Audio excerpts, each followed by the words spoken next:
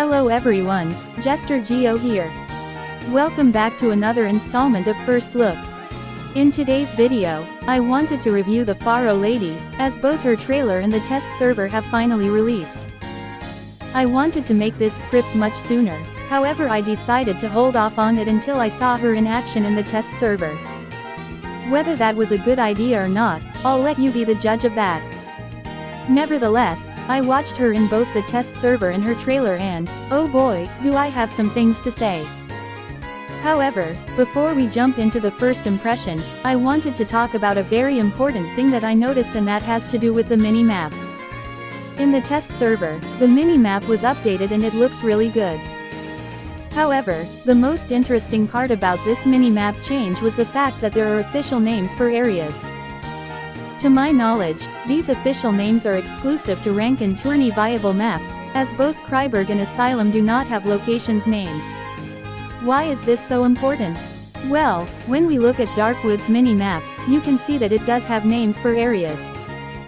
Because of this, I think this is definitive confirmation that Darkwoods will be joining the map rotation real soon for rank and tourney. However, we will have to wait and see before we jump to conclusions. Oh, and before you ask, there's no mini-map for Golden Cave apparently, but I doubt that was a big surprise. Okay, now with that out of the way, let's finally talk about Faro Lady and what she can do. Once again, we will be first covering her abilities and traits before moving on to the actual impressions, so let's get started. Unlike everyone else in Identity D, Faro Lady's main ability isn't tied to her item, but rather is a passive. When you get within 20 meters of a hunter, you become invisible. While invisible, your footprints are replaced by this blue trail that stays up for 3 seconds, and walking over these trails will not create a new trail.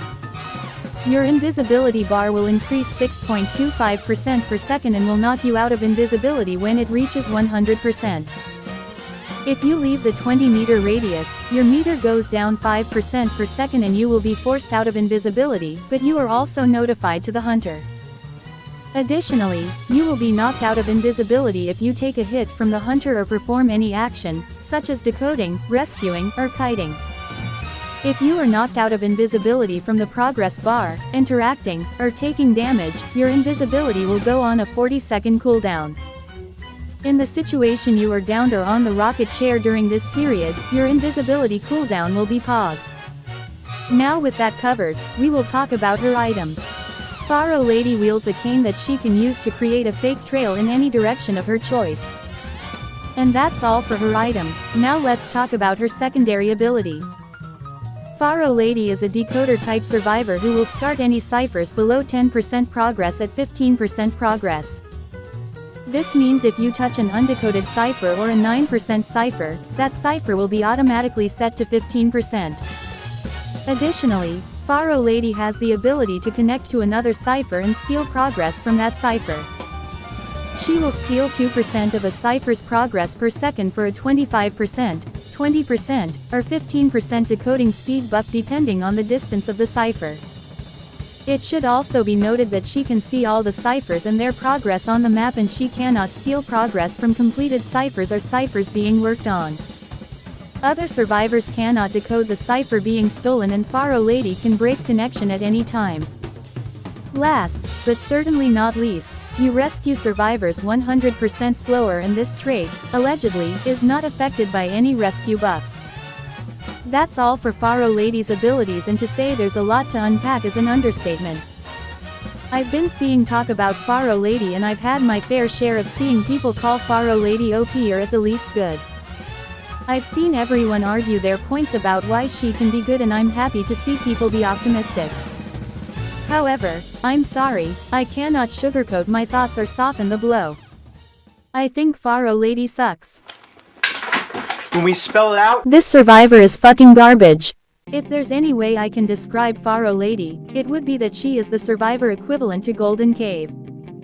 She is a survivor who has so many great ideas baked into her that could have been cool to see in different kits. However, these abilities do not work very well combined together, and the execution of said ideas is terrible. Let's start with her main ability, the invisibility she gains when within the 20-meter range. I'm not sure if you all feel the same way, but I feel this is baffling right out the gate. I've said this with Ripper and I will say it again, I think the worst type of abilities are those you cannot control. Having no control over these abilities means there will be times where it activates when you don't really need to be invisible to the hunter at that moment and waste it in general.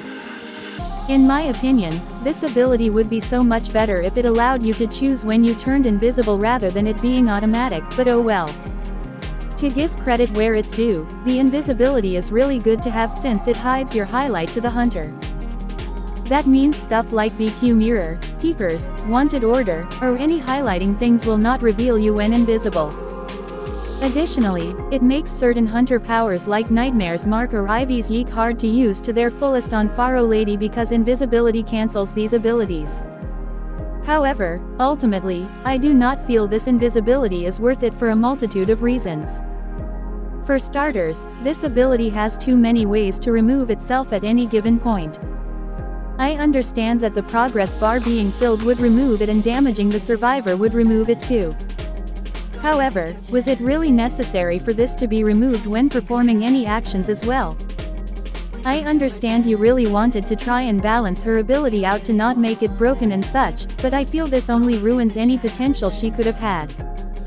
For comparison, Magician doesn't immediately go out of his invisibility when he interacts with anything and First Officer only gets out of invisibility for rescues. Speaking of First Officer and Magician, Faro Lady does not gain any additional benefits from being in her own invisibility versus these two survivors. Magician gains a 40% speed boost when he uses Wand to go invisible and First Officer gains a fat 10% movement speed buff whenever he uses Watch. Faro Lady gets nothing else while invisible and I feel this greatly hinders any kiting potential she could have. Interactions forcing her out of invisibility also makes her already terrible rescue potential even worse, but we'll save that for another time. The cooldown timer being 40 seconds is also a baffling change because I feel it is too long for an ability that can be cancelled early and forced onto you. This is why being unable to choose when you go invisible and the interactions forcing you out hurt so much. If they didn't and you could choose when you go invisible, the cooldown would be a lot more warranted since invisibility in a kite is really strong. I think the worst aspect of her kite, however, is the invisibility cooldown being paused when not free moving. I'm sorry, but was this really necessary to give to an extremely niche and unreliable ability? This isn't something that the other survivors suffer from as well, only Faro Lady suffers from it. Seriously, why did they make the cooldown pause when she isn't free moving? It makes zero sense to gameplay and it only makes her ability even worse. Because of these two restrictions, it makes the invisibility feel incredibly weak and unreliable. To top all of this off, however, they also gave her a bright-ass blue trail that follows behind her when she is invisible. While this blue trail could have been fine by itself, the amount of restrictions put on top of this makes this a horrible kiting ability. You can't even use it to stealth away from the hunter because you will be marked after leaving the 20-meter range. So with it being not amazing for kiting and not amazing for stealth, it makes you wonder what the fucking point of this invisibility is.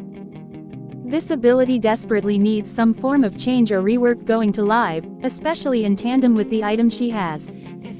Speaking of said item, let's talk about her cane because it also sucks. The cane literally has one purpose and it's to create a fake trail in a straight line for 3 seconds. Now, I'm sure you might be thinking it isn't so bad because it'll help with your kite. However, this ability ultimately falls flat for 2 reasons. The first reason is that the hunter can tell whenever you make a fake trail. Since the trail is exclusively in a straight line, you have an easy chance of calling yourself out if you don't move in a straight line. Not only that, but she has an animation of throwing powder in the air when she uses it. And, for some unholy reason, the hunter can see this powder effect whenever you use the cane. So the cane is quite literally useless when being used in this specific situation. You can even use the cane when outside of invisibility and it has no cooldown. Now, I'm sure you might be asking what the fucking point of using the cane outside of invisibility since it does literally nothing. Well, Dear viewers, what if I told you cane was not a recharge item or cooldown item, but rather a numbered item? That's right, you only have 2 uses to use your cane at all and then it goes away, freeing your item spot. I don't think I should explain why this is so shit. This makes an already terrible item pointless since you only have 2 uses for this item and the hunter knows when you're using it. In fact, I've only seen the hunter legitimately fall for it twice in the hundreds of test server matches I saw, and the Faro Lady always dies off it. At this point, you are literally better off throwing away your canes and looting a chest for a better item, which is a bad look for a main item. So yeah, both the main power and the item is shit, but what about her secondary decoding ability? Well, I guess to start on a positive for a change, we have the 15% start Faro Lady has on ciphers below 10%. Unlike the rest of her kit, this is an extremely good trait and cuts a lot of decoding time off ciphers. She essentially removes 12.15 seconds off of any untouched cipher machine she works on, meaning it takes her 68.85 seconds to complete a cipher.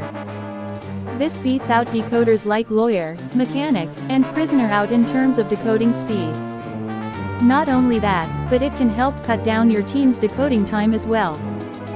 If you pass a survivor and their cipher is below 10%, it'll give them more progress, allowing them to finish their ciphers faster. This is, in my opinion, Faro Lady's only saving grace to bringing her on a team. However, while this ability is really good, it doesn't come without its downsides. While she can save 12.15 seconds off her cipher, this is only true for untouched ciphers. You see, this passive doesn't give 15% to a cipher machine, but rather sets it to 15% progress. This means whether a cipher machine has 0% progress or 9% progress when you touch it, it'll always be set to 15% progress. Not only that, but this does not apply to ciphers that are above 10% for obvious reasons. So while you have the ability to decode faster than a decoder, you also have the ability to decode just as fast as a normal survivor. This is especially made apparent when you are taking over the rescuer or harasser's cipher machine. So while the cipher touch will be really good, it will not replace decoders like Lawyer or Explorer because of that limitation. Now we're on to the cipher steal, and boy do I have some things to say about this. I've seen a lot of people hype up this ability of being really good and really busted, and I can't tell if they're serious or huffing some serious copium. However, before I talk about it more, I think I should mention the one good thing about her cipher steal. Whether you are moving around or decoding a cipher machine, you can use this thing to see the ciphers around the map alongside their progress bars. This is a really good function to have as it allows her to find ciphers in case her cipher gets blocked alongside finding unfinished ciphers. There are many games where a rescuer's cipher gets lost to the sands of time, so finding that out is really good. Of course, Lawyer can already do that job just as well with map, but it only shows the 3 closest ciphers rather than them all. So for that, I think this ability is really good. The actual decoding thing, on the other hand, is an entirely different story. To clarify, I think the ability to steal progress and use it for your own is an interesting concept for a decoder. It's a risk to the team's overall decoding for the reward of you being able to finish your cipher quickly. The problem with this ability is that there are rarely any cases where you can use this ability and the stats provided just aren't worth it. This trait is useless in the early game because you cannot steal other people's progress and there's no chance the first kiter will decode a cipher. Even if they do, they'll probably only get like 5 or 10% done on that cipher, which is 2.5 or 5 seconds of your decoding buff. This is bad enough for your decoding buff. Unfortunately, this isn't where the problems end for this trait. I don't care what people argue, but deleting a cipher's progress from the game is a horrible idea in general. Keeping ciphers with progress will always be a good idea because other survivors can go and finish those ciphers on their own. It provides more cipher pressure around the map and keeps the pressure on the hunter. By deleting that progress and putting it into your buff, you are essentially deleting the pressure made by that cipher existing on the map. Not only that, but there are just situations where the cipher drain is not worth the buff. Back when she stole 1.5% per second, I would say it was still bad, but not as impactful since the 1.5% steal matches with the 15% buff. However, because the steal was increased to 2%, anything lower than 25% is a hindrance to the team. Your decoding speed lasts less as long because of this drain, and you end up deleting a cipher that could have been decoded by a teammate. However, before you ask about the cipher camping situations, there are two flaws to this argument. The first flaw is the fact that there are other decoders in this game who can decode a new cipher with no drawbacks to them. Lawyer and Explorer are survivors who have a far better chance of surviving against the meta and can decode at the same rate as a normal survivor without the need to delete a cipher.